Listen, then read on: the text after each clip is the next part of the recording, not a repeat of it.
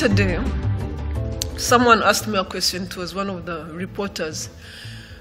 She said that a lot of people, farmers, especially farmers in Europe, are preparing for the next big farming revolution that would export food to Africa, because Africa definitely has a growing population, has growing cities, and is going to be in need of food.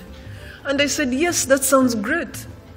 But you know, we should also remember that Africa has a lot of young people that are looking for jobs. And maybe it might make more sense to actually make those investments in Africa than to make them in Europe. And I want to build on that. Honestly, let's focus on what is good for our young people. If we airlift gold from Mali and go to process it somewhere in Europe, why do we get surprised when young people throw themselves in the sea going to work in gold places in Europe where the gold is being smelted?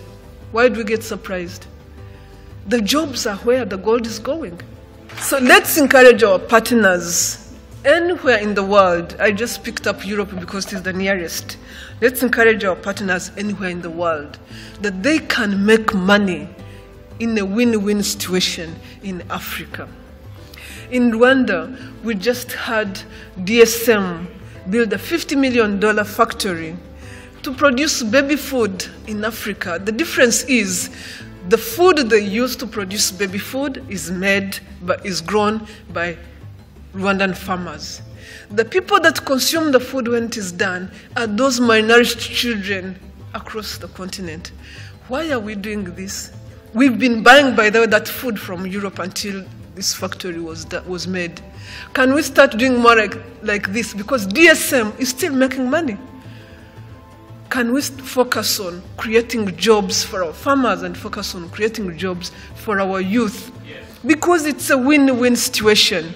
And what I said earlier, and I would like you all to think through, is how can we buy into these young people's businesses? Because these are business opportunities. This is not free business. You buy into the business, you give them some bit of capital, momentum, and your experience, and they take off. That's what our young people are looking for. You have access to capital, you have access to money that they don't have access to. So can we actually buy into our young people? So I think that this is something we can look at into the future.